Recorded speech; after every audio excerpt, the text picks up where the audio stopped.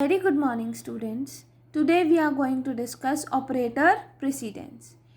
In C, operator precedence helps in the evaluation of expression involving more than one operator.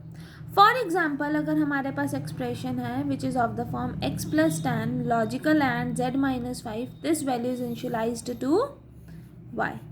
ठीक है, तो C में हम इसको कैसे इवेलुएट करेंगे?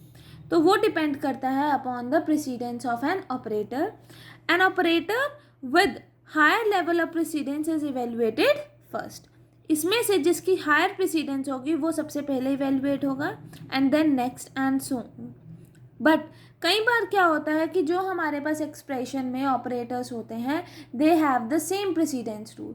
तो वो कैसे इवेल्युएट होगा? वो इवेल्युएट होगा either from left to right और from right to left depending upon the associativity. वो यहाँ मेंशन है, the operators which belongs to the same precedence level are evaluated either from left to right और from right to left depending upon the associativity of the operator.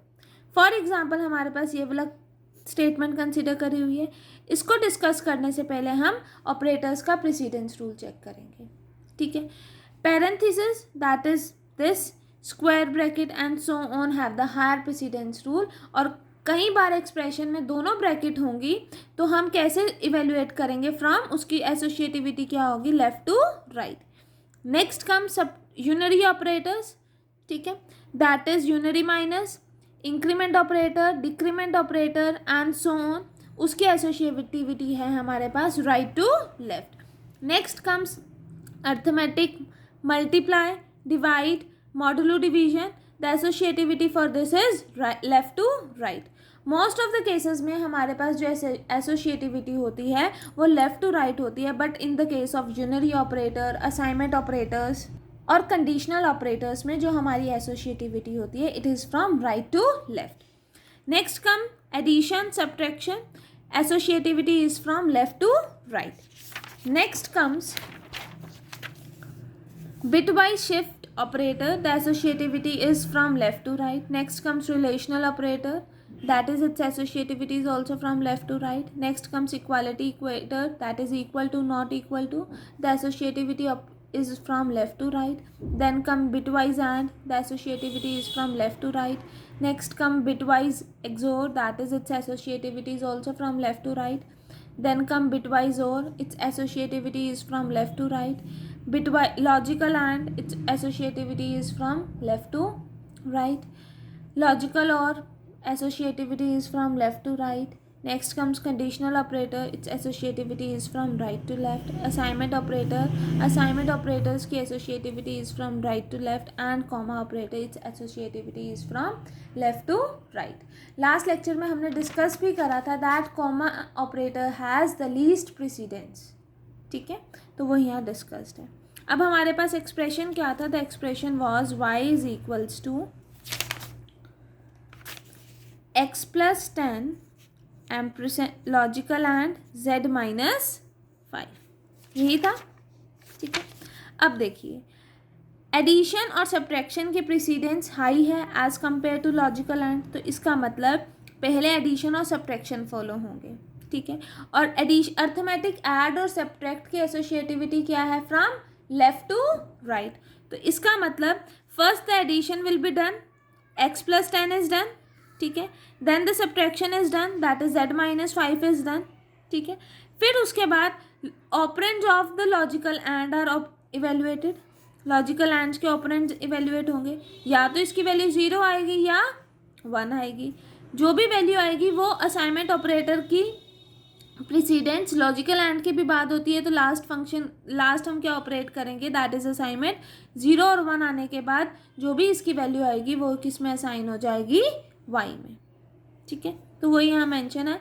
The precedence rule follows the addition operator has higher precedence than logical and the assignment operator. Obviously यहाँ पर जो precedence है वो additional operator की ज़्यादा है as compare to logical and assignment operator. इसलिए सबसे पहले एडिशन होगी and then subtraction of 5 from z is done.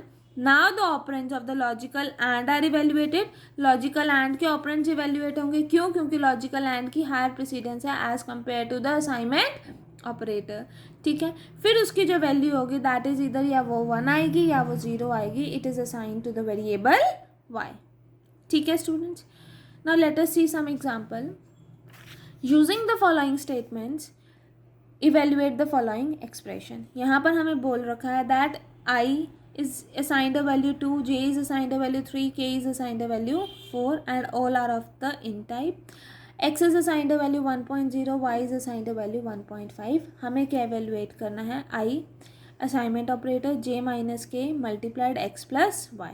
तो यहीं से ही पता चल रहा है कि यहाँ पर हमारे पास डिफरेंट ऑपरेटर्स हैं which have different precedence rule. तो सबसे पहले multiplication has the higher precedence rule. फिर उसके बाद हमारे पास क्या आते हैं? Arithmetic add and arithmetic subtract. इसमें अर्थमेटिक सब्ट्रैक्ट भी है और ऐड भी है. तो उसकी एसोशिएटिविटी क्या होती है? From left to right. तो मल्टीप्लिकेशन के बाद क्या होगी? Subtraction then addition. ठीक है.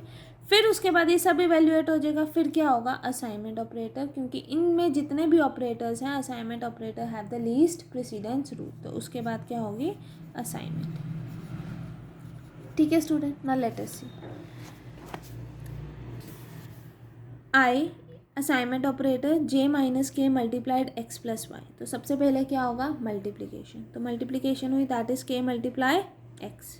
k multiply x. k की वैल्यू क्या है हमारे पास? k is equals to 4. x की वैल्यू क्या है? 1.0. That is k multiply x is 4. ठीक है. फिर उसके बाद लेफ्ट टू राइट जाएगा. तो सबसे पहले क्या होगी? सब्ट्रैक्शन होगी. That is j minus 4. j की वैल्यू क्या है हमारे पास? j is equals to 3. तो j माइनस 4 इज -1 और y की वैल्यू क्या है हमारे पास? 1.5. इवेल्युएट होगी क्या आ जाएगा? 0.5. सब्ट्रैक्शन भी हो गई, एडिशन भी हो गई. अब उसके बाद हम क्या अप्लाई करेंगे? Assignment operator. Assignment operator apply करने के लिए इसका मतलब क्या होता है? i में i प्लस 0.5 हुआ. ठीक है. i की वैल्यू हमारे पास 2 है. That is i equals to 2 plus 0.5 that is 2.5 which is the value of i. Since i is an integer, i जो हमने डिक्लेयर करा हुआ है वो इंटीजर टाइप का है. तो its value is 2 after truncating the decimal part. जब भी हम किसी वेरिएबल को इंटीजर का डिक्लेयर कर रहे हैं और उसकी वैल्यू डेसिमल में आ रही है तो हम डेसिमल पार्ट को क्या कर देते हैं? ट्रंकेट कर देते हैं. जस्ट हम ये वाला पार्ट कंसिडर कर लेंगे. ठीक है student. The next expression is y assignment operator x plus k minus j multiplied i. Obviously यहाँ पर भी डिफरेंट ऑपरेटर्स हैं विद डिफरेंट प्रेसिडेंस रूल. तो सबसे पहले मल्टीप्लिकेशन होगी. मल्टीप्लिकेशन होने के बाद फिर इसमें अर्थमेटिक ऐड भी है और सब्ट्रैक्ट भी है.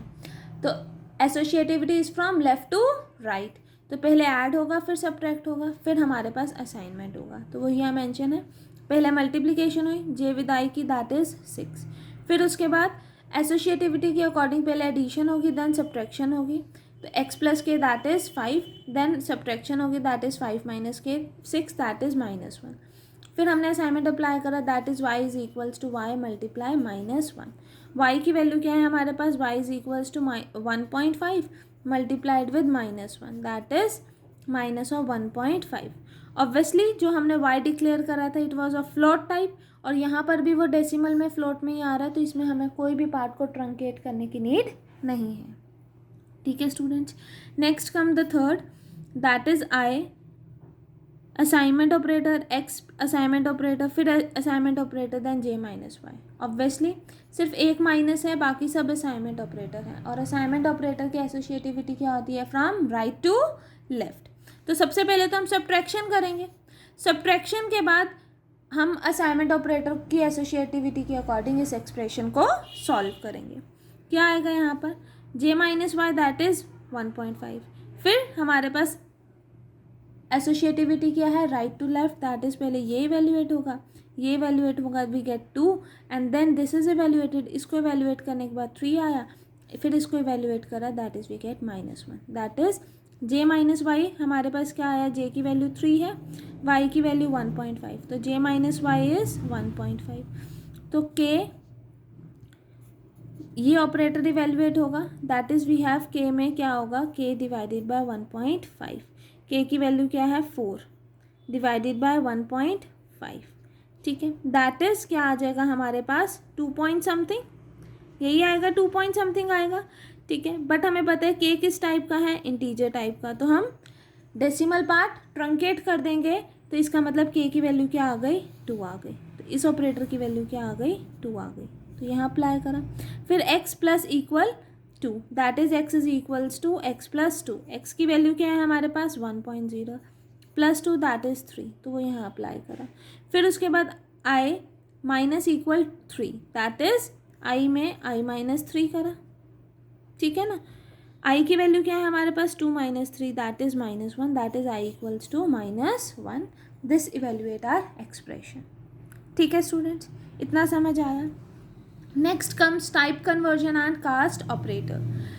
कई बार क्या होता है कि हमारे पास जो एक्सप्रेशन होते हैं, जो अभी हमने इवेल्युएट करे, इसमें हम इंटीजर को मल्टीप्लाई कर रहे हैं फ्लोट टाइप से एंड सो ऑन, ऐसे होता है। तो C permits mixing of constants and variables of different types in an expression, वो कोई एरर शो नहीं करता।